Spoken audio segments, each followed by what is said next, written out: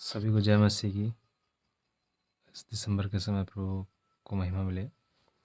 अम, मैं बाइबल पढ़ रहा था और बाइबल में ये वचन जब मैंने पढ़ा कि कफरनहूम में जिसमें यीशु मसीह गए तो वहाँ एक व्यक्ति जो पैरालाइज या लकवे का मारा था, उसको 4 लोग मिलकर यीशु मसीह के सामने लाए। कैसे लाए? इतनी भीड़ थी कि वो सामने से नहीं ला पाया। तो उन्होंने क्या किया, उसमें पुराने घर होते थे तो छत को खोद कर, मतलब ऐसा होता था कि जैसे कि छोटे छोटे टुकड़े होते थे, हटाकर उसको आ, इस मसीह के सामने वो उस बीमार व्यक्ति को लाए, क्योंकि पैरालाइज व्यक्ति था वो, है ना, पूरी रीति से।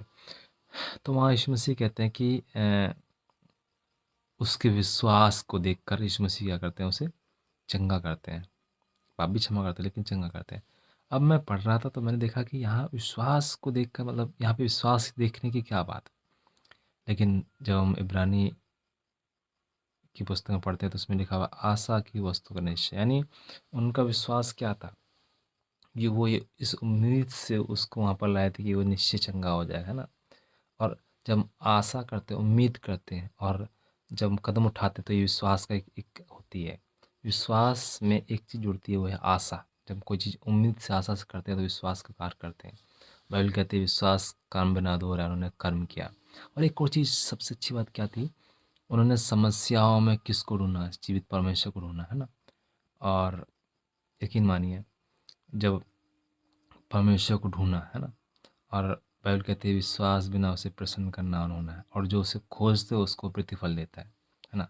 तो उन्होंने उसे खोजा और प्रतिफल में क्या मिला? उसको पूरी तरह छुटकारा मिला।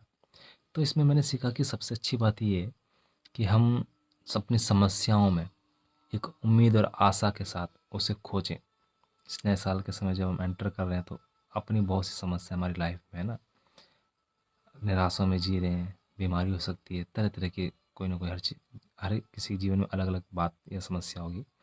तो इसी प्रकार से हम आशा के साथ, उस उम्मीद के साथ इसी हमारे जीवित परमेश्वर को खोजें। यकीन मानिए, बाइबल कहती है कि वो हमारे हमसे दूर नहीं है, वो हमारे निकट है। कोई भी ऐसी बात, कोई ऐसी चीज़ जो हमारी लाइफ में उसको खोजने से उसके नज़दीक जाने में रुकावट है, माने, खोजें, परमेश्वर हमारे साथ, हमारी सहायता करेगा। हमसे दूर नहीं है क्योंकि हमारा पिता है वो।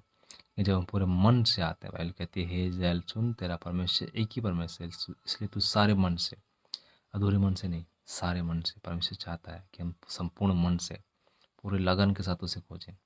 हो सकता है टाइम लगेगा, लेकिन आज नहीं तो कल परमेश्वर में ज़रूर मिलेगा। परमेश्वर की इच्छा है कि उसके पास जाएं, उसको खोजें। मैं आशा करता हूँ परमेश्वर